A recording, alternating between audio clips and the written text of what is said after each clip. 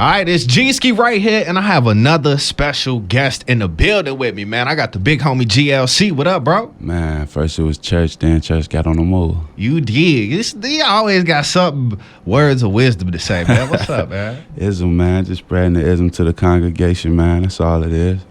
First off, I just want to say, like, I'm a big ass fan, bro. Like, the first song I ever heard What You Wanted was Spaceship. Oh, wow. And the line that stuck out to me was "Lost my mama, lost my mind," bro. Yeah, go right there. And that's definitely, I got my OG name right here. Oh, that's what's happening. My left arm, but it didn't.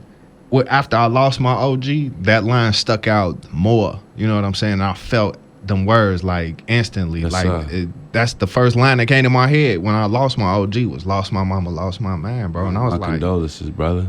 It was wild. But you a big inspiration to me and the city of Chicago, and I appreciate you coming through here, bro. Real talk. Hey, man, I appreciate the invitation. You know what I'm saying? And the thing is, with you losing your mom, what we got to understand is that your mom was energy, and from you are a reflection of her, and you vibrant. She was vibrant energy, and energy can never die. It can only be transferred. Your mama only dies when you stop thinking about her, when you stop talking about her. She alive right now. You just brought her up. Definitely. Yes, sir. That's some more ism being dropped. There it is. So I just want to, you know what I'm saying, go back on some personal fan shit. I just want to go back to the beginning, bro. Like, you started off with Kanye and Really Though in a group called Go Getters, correct? Yes, sir. How did that even come about? It was actually myself, Kanye, Really Though, this dude named Timmy G, another dude named Aerostar. Mm-hmm. We met Kanye early on through this dude named Bird Dre. He was from my neighborhood, 87, you know, this area called Georgetown. I grew up on 87th and May.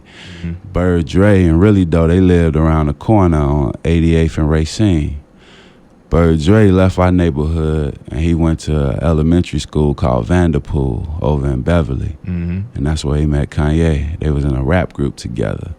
Then when high school came along, Bird Dre and I, we went to Simeon. You know what I'm saying? And Dre was at a grocery store with his mama and he ran into his old grammar school friend. Mm-hmm. So he went and kicked it with him. And then he came back around the hood with this real bogus haircut. He had like a step, but the part would look like Moses was standing right here and parted his hair and studied the Red Sea. It was real bogus, you know what I'm saying? So we was laughing like, man, who cut your hair? He was like, man, my man Kanye. So we like, man, what's that? What's a Kanye? You know, we ain't know what it was, you know what I'm saying? He was like, that's my man, and he make beats. And we was rapping back then. He was like, man, you need to get up with him. So we went over his crib. He had all these records. He had all this like African artifacts and things of that nature. He had a lot of like pornos and, you know, like Blacktail and like Penthouse and Playboy type magazines where you could see beautiful women. And his gear was like up to par. So we had things in common. We like Afrocentricity. We love women. We love music, and we like the hoop, and we love looking fresh, you know what I'm saying? So we started a bond. And at that time, I was in the group with Bird Dre, but Kanye was like, man, you should go solo. So I listened to him. Tried a solo career early on while I was in high school. Kanye was in the group. He left, tried to do a solo thing. And by that time, we was like, man, we need to do a group thing. So we started this group called The Outfit. Mm-hmm. Now with The Outfit, there was other groups in Chicago saying they was The Outfit and this and that. So we was like, okay, y'all can have that. And we just looked at what we truly was. And here came this dude named John Monopoly. He was like, man, y'all some go-getters. And that's how we got the name of the group and how it kicked off. Damn, and ever since, it's just been history. It's been a beautiful thing, man. Wow. Like, so flashing a little bit forward, you've been working with a lot of people, man. Like, you a behind-the-scenes type person, but it's also you known. Yeah. It's I don't even understand how to explain that balance, but like you worked with Kendrick Lamar, you've been in the studio with Kid Cudi, to Kanye West, Bun B. Like, how does that feel? You know what I'm saying? Coming from the city of Chicago to be around all these inspiring ass people and you contributing to their work. Man, it feels great, bro, because at one point I used to sit at home bored, watching the awards, just dreaming of things that I couldn't afford, you know what I'm saying? And fortunate enough through my perseverance and applying myself to supplying my wealth and exercising the 5 P's. Proper preparation prevents poor performance. I got to a place where my skills wouldn't remain dormant, you know. I chose to take the independent route because I don't like to be in situations where I'm not in control of myself and the way I gotta move and things of that nature. Fortunate enough, I've been able to build a brand over the years, the ism, you know. And the ism is something that you can't get nowhere else. So when people seek that, they seek that guidance and that light, they come to me. Kendrick, he was having a conversation with some friends about how it was this dude in Chicago that was super cold that ain't nobody really know about, but this dude cold, and it was me. And one of my guys was in the room and was like, I can get him on the phone right now. This was out in LA. Next thing you know, I was on Section 80, Kendrick's first album to make the top 100 on the Billboard chart with Bun B. Man, it was amazing because I used to ride around listening to UGK in my Cadillac, you know what I'm saying? Let me see it, bend over, let me see it. I used to listen to Woodwill, Pocket Full of Stones. I was really off into UGK. Fortunate enough, around the time when we did Spaceship, I had the pleasure of getting down to Houston, and I had a good friend who was a mutual friend with Bun B. And he picked me up from the airport. Then we went and picked up Bun, and Bun was in the back seat of the Land Rover that we was in. I'm in the front seat, and my man, his name Nori, he one of the guys. He from 107th and Wentworth. You know what I'm saying? He was like, Bun, you know who this is, man? He was like, man, what's your favorite song on that Kanye album? Bun was like, Spaceship. He was like, man, this dude right here. And Bun was like, man, like what? He was like, man, lost my mama, lost my mind. Bun was like, oh man, like, man, you got it. You know what I'm saying? From that point on, Bun became like my big brother, my mentor, teaching me how to navigate through the game. And the good thing about it is, man, I often get to work with all these different artists, and it's something that I would love to do, but I'm rarely seeking it. You know what I'm saying? I just put the energy out into the universe, and then it's well received, and then I'll be in the studio with these legends. True. From Snoop Dogg to, I got a new record finna come out with Wiz Khalifa, Raekwon from the Wu-Tang Clan, Yellow Wolf, Chance the Rapper, Vic Mensa, man, just so many. It's just like, I got over 400 features in my career. I know. That's a lot of work, bro. Yeah, but see, as opposed to being a guy in the club, standing on the couch and, you know, spending $300 on a bottle that I can get from Kenwood Liquors for $30, and I could probably have a lot more beautiful women come to my crib or to like a undisclosed location and have a good time while I'm working at the same time. See, my whole thing is, I prefer to get the work done more so than the credit. Like, hey, look at me. I'd rather get the work done, you know, because it's like my driving force. Definitely. Now, for those people who don't know, man, you've been on 2 Grammy-winning albums. Of Kanye's, The College Dropout and Late Registration. True story. How did that prepare you for when you start working on your own album, Love, Life, and Loyalty? Oh, man, it prepared me a great deal because it kind of made me feel like just powerful, because each time that we won Grammys for the work that I wrote and performed on, man, the first one, we were up against the Black Album, which was Jay-Z's album. Kanye produced on that album, but I actually was on that album. I was on this song called Encore. And I'm the dude that made everybody say Hova. I was acting. I was like, it's star time. This man is mean. He's killing all y'all jive turkeys. Y'all want more of the Jigga Man? That was me. Damn. So honestly, the first time I won a Grammy, I beat myself. You know, one project that I was on another project that I was on, but we won and we was able to bring the trophy back home to Chicago. So that was extremely rewarding. The second time, man, we beat out another album that I was on. I was on the King album, the deluxe version, T.I. We had the Drive Slow remix on that. And then Kanye, Late Registration, I was on Drive Slow, the regular version. So that time, it was another artist that I looked up to and I really admired, which was T.I. Man, if his album would have won, I would have been on a Grammy Award winning album then too. But fortunate enough, we was able to bring the trophy home back to Chicago. Then after that, that's 4 nominations. Then after that, it was this blues artist by the name of Wayne Baker Brooks. his father's a legend named Lonnie Brooks, and Wayne is on the verge of being a legend. He's getting there. And he, Twister, and myself, we did this song, and it was picked up by the Chicago Bears as one of their theme songs. They'll play it before the games, and it actually got a Grammy nomination for Best Blues Collabo. But we didn't win, but I've been nominated 5 times. Yeah. Then man, that's inspiration, boy. Like, for anybody out here who doing music, like, you putting in the groundwork from behind the scenes to the front line, like. Well, I'll tell you, that's 5 times that I got nominated that I was credited for. I also went to Paris a couple years ago, and I wrote on this song called New Slaves for Kanye. He had this line where he said the DEA and the CCA trying to lock niggas up. They trying to make new slaves. Right. I, like, helped him pen that, too, when I was over there. Wow. Yeah. Man, bro, your ass be working. Man, I feel like, man, it's the ancestors. It's all the ancestors that came before me that laid down the groundwork. And when I come up with clever lines and ideas, it's not like I'm finding them. They already there. They just being pulled out by the ancestors. True. That's deep. That's true as hell. That's crazy. What I wanted to go to with next was so you fuck, I just had a brain fart. Don't worry about it. No, it's all good.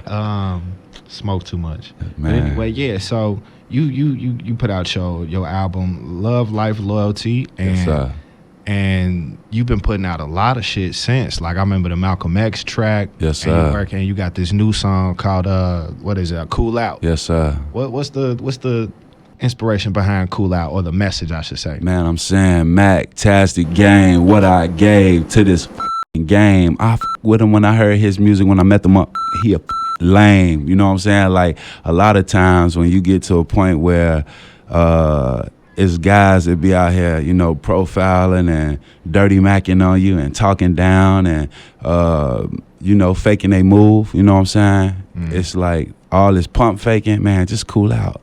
Take it easy, because anytime when you feeling like you advancing and getting one up on the ism, I'm already there. Definitely. So There that's it what is. Cool Out is Cool all out. about. You gotta get your mind right for the limelight. Sometimes you might just need to cool out and evaluate things, see what's going on so that you can move properly. You know what I'm saying? Because as I told you in Drive Slow, man, you gotta take your time, you know, pay attention. You doing 80 in a 45, it's a good chance, man, you probably gonna get pulled over. It's a good chance that you might have an accident. You never know, you know what I'm saying? So just cool out, take it easy, get off that. Hey, you know, I bet you, I can't even picture you getting mad, bro. Your ass too calm and cool, G. Well, the thing is, man, all the worst things that could happen to me has already happened. I lost my father, I lost my mother, and I lost my own life. When I was 14, I died, I flatlined, and I was resurrected through the Creator. You know how they call it cardiopulmonary resuscitation, when you die and then they put the machine on you, then you come back.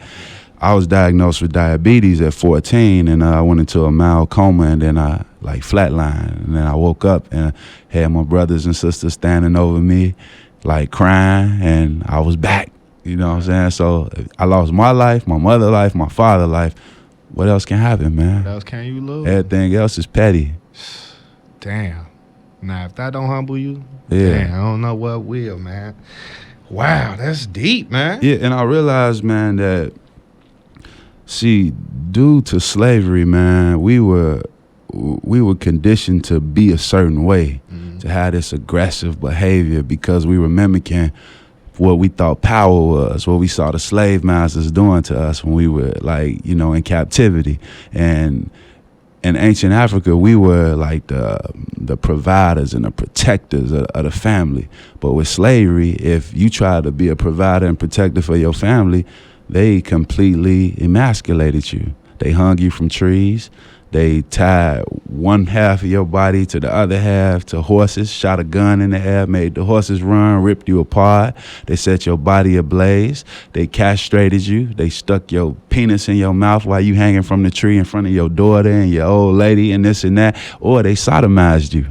Now, with that being said, we were conditioned to be docile and effeminized, but when we wanted to mimic what we thought power was, the only sign that we ever saw of power was dehumanization. You know what I'm saying? Like barbarism, you know what I'm saying? So with that being said, I refuse to embrace any ways of the oppressor. You know what I'm saying? I am an African man, I am enlightened, and I am the ism. So I can't let the outside entities of the universe affect who I am. True. You know what I'm saying? Yeah. Now, you a real down-to-earth, a knowledgeable person. You got 20 years in the game of the rap music industry. Yeah. How do you contribute what you know, what you've learned to the community of Chicago? Like, what is it that you want to apply to the city, you know what I'm saying, and educate and help other kids become as enlightened as you are? Well, I'll tell you, started off a long time ago. I was working for the Park District. I was a camp counselor. I was only 18, but at that time, I was mentoring youth that were like 14 and under. One of the young men that I mentored when he was like 13, 14, his name is DeAndre Weaver. And he's now the principal of Gwendolyn Brooks Academy. You know what I'm saying? So with that being said, I was able to sprinkle some ism on this young man at an early age. When I say sprinkle some ism, that means give him a bit of this wisdom that I have. And look what he became. Not only him, several others. It was a young lady by the name of Jessica Brown. She's now like a state's attorney, and she was part of my program at the Park District. And man, you never know how your words affect people. This was like in the late 90s. Now, you fast forward to after the Grammys and traveling around, I've been involved with coming to speak and mentor youth since like 2004, after my stint in the 90s, you know what I'm saying? And I often see young men and women who I gave game to, and man, they doing really good in life now. And people always saying that, man, you can't change things, and man, the shawty's effed up and this and that. But if we all do our part, I know that change can come. You know what I'm saying? You just got to be willing to do it, as opposed to pointing the finger at the kids that's doing wrong and this and that and saying that they are the predators. They really the victims, because mental health agencies are being shut down all throughout the state. Shout out to Bruce Rauner for doing that. He ain't signed the budget on education. Shout out to Bruce Rauner for doing that. You know what I'm saying? It's food deserts all throughout the South Side. What you got to understand is, if kids is eating Flaming Hots with cheese and meat and starch and like corpse every day, they're not getting the proper nutrition so that they brain, or nutrients so that their brain can form properly, or to evaluate and retain information. And not only that, high levels of lead, like all throughout the nation. Lead has been known to ignite a violent sense of rage in the human brain. Scientific studies show that. So we are at war. We up against a lot. So every opportunity that I get to aid and assist the youth and show them the right way, man, I'm all for it. I've been working hand in hand with Timbo, which is Teaching and Educating Men of Black Origin at Chicago State, which is ran by a gentleman by the name of Baba Kwesi. Not only that, I've been working hand in hand with Mrs. Beulah McLeod, who is the principal of the New Diet.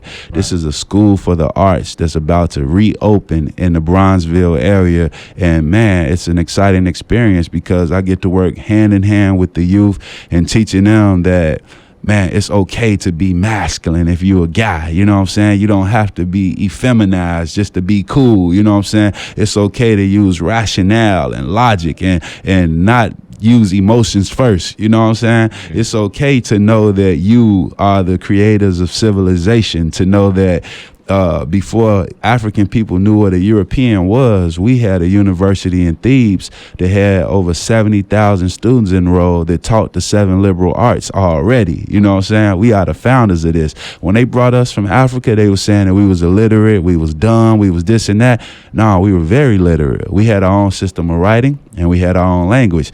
English was just foreign to us. If you take an Englishman and you put him in the middle of Spain and he ain't never talked Spanish before, they gonna look at him like, yo, what's wrong with him? He a little slow. Right. No, you just took us out of our habitat. You know what I'm saying? But I want to let them know that the richest man that ever walked the face of the earth was a black man. His name was Mansa Musa. True.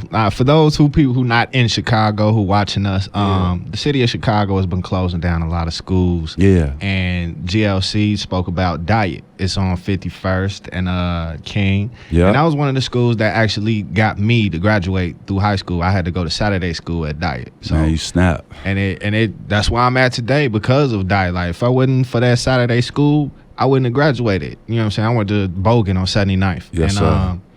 I wouldn't have graduated without that. And it's just crazy how so many schools that are providing that education for our youth are being shut down. And it's crazy as hell, bro. Man, super crazy, bro. I was at Barbara A. Sizemore. It's one of the campus of the Betty Shabazz charter schools. Yeah. With this school, they don't even refer to it as a school. They refer to the school as a village. Yeah. And in the village, they call the female teachers mama, and the male teachers are baba, like teacher, you know, in Kiswahili. They have like Indikra symbols all on the wall, red, black, and green, just make you feel good, because how can any ethnic group really strive if they not in tune with their culture? And this right here is like a cultural base where the kids come in elementary school embracing their Afrocentricity, you know what I'm saying? And the city of Chicago trying to close this school. And this school has one of the greatest success rates than any school in the city, but they trying to shut it down. It's on 69th and Hermitage. And at this school, it's so amazing because there's no discipline problems. No police ever got to come up there. Like, everybody is in unity. It's in unison, you know what I'm saying? They trying to shut this school down and have young kids from that area go to a schools or different schools that's in different areas, and you know what that usually leads to. And you got people talking about, like, you know, slavery, forget about it, and man, let's put slavery to the past. But slavery is alive and well because of the mass incarceration and the CCA, which is the Corrections Corporation of America, where you can go online right now and buy stocks in prisons. Like, if you want to buy you some young African Americans, but they call them the N-words, you know what I'm saying? Yeah. You can go do that online for like $25 a share right now. Wow. The stocks go up based upon the population. As long as it's at 90% or higher, stock continues to rise and rise. So if you shutting down mental health, you're not having these kids eat the proper foods, and you shutting down schools, and you're not trying to legalize marijuana, which is proven to have medicinal effects. I got a brother that got stage 4 cancer right now. He's taking hemp oil. He was diagnosed 3 years ago at stage 4. He's not supposed to be here. But the hemp oil is helping him beat his cancer. Yeah. But you want to say that that's illegal and lock young brothers and sisters up for marijuana when you got commercials on TV talking about, oh man, if your penis ain't getting up, try this. You know what I'm saying? Side effects may be your penis might fall off, your heart might get swole, right. Your eye might get real big and not close, your big toe might swell up like I'm gonna get you sucker, like all kind of crazy effects. But you legalizing this, but something that relaxes a person, calms their nerves, and there are 0 reported deaths since the beginning of time from marijuana, when alcohol and tobacco kills over 1 million people per year, and that's legal. Mm-hmm. What you setting these kids up for? To be right back in prison. Failure. That's why I can't rock with Hillary Clinton. Yeah. So, all right. What, man, we gonna be like talking forever, bro. Like, I could sit here and pick your brain for a long time, but what is it that you are trying to change by your actions? Like, what is it that you want? What is your message you want to bring across to the younger generation to move us in a forward progressing direction for Chicago? I'm working hand in hand with the youth. I'm enlightening them, and I'm seeing results. Like, it's this dude named Anthony Broder. He's one of my favorite individuals of all time. He's a friend of my brother's, which my brother is Baba Kwesi, the guy who has the program at Chicago State. I am under the act of being a memory recovery specialist, because if we can have our youth remember the ways of our ancestors as African people, man, what we have going on in the city, it'll come to a halt. But the moment that they taught us to hate Africa, they taught us to hate ourselves. When we were kids, you would see like young African kids with flies flying on them and dancing like this and looking real sad with all this sad music playing. Feed little Kimbo and his little sister for the price of a cup of coffee and this and that. Us as African Americans, we looked at that and was like, man, I ain't no African. I don't want to be that. We made jokes like you African booty scratcher and all that. Like we looked at Africa and being African as something that was bogus. But if we can get back to our roots and realize that, man, we came before Columbus. We have artifacts in Mexico right now, the Olmec heads that came like 2,000 years ago, like 1,500 years before Columbus was here. We was here as African people. We were navigators. We were astrologers. We were mathematicians. We were scientists. We were great people. And with that being said, we still are. Like, I look at civil rights and I'm like, yeah, civil rights was cool and desegregation was cool, but the one thing that it did that wasn't cool was it took the money out the black community. It made us say, hey, all these years you've been telling us that we ain't nothing and we 3/5 of a man and we, you know, N-words and this and that. Man, I want to show you that I am somebody. I can take all this money that I got. I can come in your stores, y'all Caucasian-owned stores, and spend all my money just to show you that I'm more of a man than what you think I am. You know what I'm saying? So at one point, the money circulated in the black community for at least a year. Now the money leaves the black community within 6 minutes. As soon as you get paid, you got to pay your light bill. That's a Caucasian-owned company. You got to pay your gas bill. Caucasian-owned company. You want to go get toiletries and things, you go to like Walmart or Walgreens usually. That's a Caucasian-owned company. Like, money leaves the black community so fast. What I want to get the youth to do is to realize that, man, we can't continue to go outside or look outside of us to solve what's going on within us. The same outrage that we see when a white cop kills a black person, we need to have that same outrage when we kill each other, because oppression is not a complexion. Oppression is anybody who's doing the work of the oppressor. So if you a black man and you out here killing other black men, you might as well be walking around with a white mask on your head and a white outfit with the noose in your hand and burn crosses, because you doing the same work that they was doing. And it's designed for us to be on that, but we have to break this chain.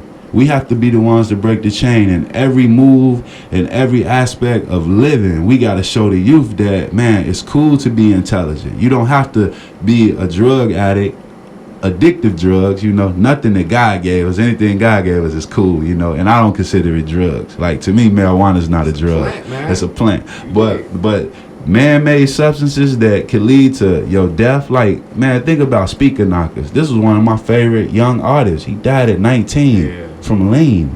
How is that cool? How is something cool that could possibly kill you? How do you find this like the way to go?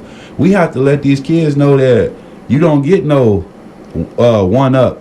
Like, this is not Black Ops. You know what I'm saying? We not playing Call of Duty. This is real life. And as long as they keep us divided, man, bro, we always gonna be beneath and below. It kills me that after all the movements and all the marches and this and that, in every statistic category in the United States of America, black people finish last. Over 90% of African Americans work for white people. How is that? When we over 44 million strong in the United States. It might be more than that, but they probably just don't want us to know. Man, we got to put our resources together. We spend over, I think it's like 500 or maybe $700 trillion a year. And we looking at that as power. It's not power if we just spending the money. We have to produce things and put out in the community. Bottom line. Hey, one thing, just like you said, we got to produce things and stick to the community. One thing I do honor is Mickey Halstead opening up Lighthouse Grill, and he got the Mickey's Retro Grill now. I honor that wholeheartedly. I fucks with it, like, instantly. Definitely. Like Mickey Halstead, his brother Rico. Actually, I'm working with his brother Rico right now in a vegan restaurant. And, man, I really salute Mickey and Rico for being influencers. But not only them, you got my man Howie, who has Dream Cafe on 61st in Halsted, right in the heart of Inglewood. You got my man Jerome Kemp and his mother Rochelle. They've been killing the game for 14 years with flavor out in the south suburbs. Black owned. Flavor, yeah. Yeah, black owned. You got guys like Corey Gilkey with Leaders who've been doing this thing forever. You got guys like Fashion Geek Zoe and his brother Allen who got the clothing line finna open up a new store. You got so many black businesses and entities that's been popping for a long time. Man, there's nothing wrong with supporting these businesses. Right. There's nothing wrong. Like, you got all these young black men that saying like, oh man, I ain't with that, like, I don't want to like say nothing wrong, but I'm not with that homosexual stuff, you know what I'm saying? But they run, as soon as they get money, they giving their money to homosexual Europeans when they going to buy Louis Vuitton and all the, you know, Givenchy and all that. Y'all is like helping them keep their empire going. Mm-hmm. But you saying you not with that. When you got these black men and these black manufacturers is doing their thing to get their stuff popping, but you won't support that. That's crazy to me, man. Crazy as hell, man. Yeah. We got GLC in the motherfucking building, man. I appreciate you stopping through. I got like 2 more things to ask. I don't want my camera lady to fall off of her arms and shit. But no. One thing that I also want to know is, what's up with Tater Chip, man? Oh man, actually I partnered up with a good friend of mine by the name of Don C. Oh, that's another black-owned business, RSVP and Just Don. Yeah. I partnered up with him. And next month I'll be out in Los Angeles to take a couple meetings, man. Look like Tater Chip finna be on television. We need that. Yeah. That shit. Your album, that Love, Life and Loyalty album, is what introduced me to Tater Chip. Oh, love. Them interludes and them skits, that shit was hilarious. Well, I want to say, man, if you want to get more, you can go to Live Mixtapes or Dat Piff or My Mixtapes. I got over 20 projects out. And Tater Chip is on, like, I think all of them. Mm-hmm. Yep. And I got a new project coming out soon called The Book of Saint Ism. And he's definitely going to be present on there.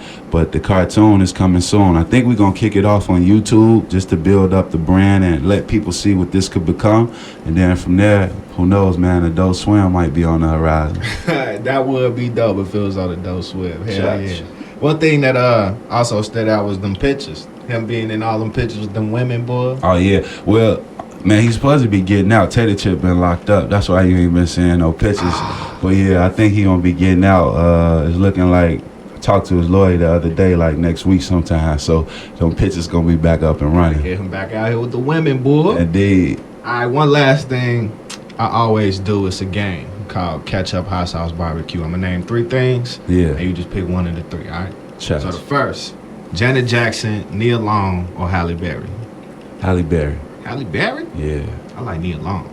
Hey, I don't knock you for it. Hey, you definitely have the right to have your perspective on what you like. I like Nia Long too. Definitely. But Halle Berry is an infatuation from since I was a kid, you know, that kind of like stuck with me. Yeah. From like when I saw her in Boomerang. Definitely. I just wanted to be a part of that. And then when I seen that Monsters Ball and I seen like, oh yeah, I was like, man, I wanted to be Tommy Lee Jones at that time. That might have been the only time I wanted to be a white man when I saw Monsters Ball. For me, man, Nia Long always been in my world, Joe. Especially in Big Mama's house. She was reaching up, had them little boy shorts on. Oh, indeed. I had the pleasure of meeting Nia Long a few years ago when I lived in Cali through Cootie and Chike. Shout out to them brothers too, man. They just won an NAACP award. True. Yeah, and they helped me kick off Tater Chip. Like they actually did the first animation that I did like back in 07 for it. Damn. Yep, but I met Nia Long and she was very beautiful. But at the time, a friend of mine was dating her. So you know how it is, like when your friends dating girls, you kind of don't look at them the same. You know what I'm saying? And prior to then, I probably would have took her down. But after I seen my buddy with her, I was like, that's his thing. You know what I'm saying? I'm a man of respect. You moved on to Halle Berry. Man, Halle, man. I'll take Halle to the valley. All right, my next question, Nike, Adidas, or Reebok? Let me see what I got on right now. I don't got on none of those. But, man, I got to say, growing up in Chicago and embracing the culture of Michael Jordan and what my friend Don C is doing, I always was a Nike head first. Second, I would say Adidas and Reebok. I haven't worn those in quite some time. Since like AI. Right, basically, yeah, definitely. I got a selfish sneakerhead question. Do you get your own personal Yeezys? Do I get my own personal Yeezys? At one point I did, but over the last couple pairs, I haven't. Okay. Yeah. I just want to just pick the brain, man, for all the sneakerheads out there who want to know. And last, ketchup, hot sauce, or barbecue? Barbecue. Barbecue. Yeah. Oh, there you have it. GLC is a barbecue nigga. Mouth sauce. I'm from the Chi, man. You dig, man.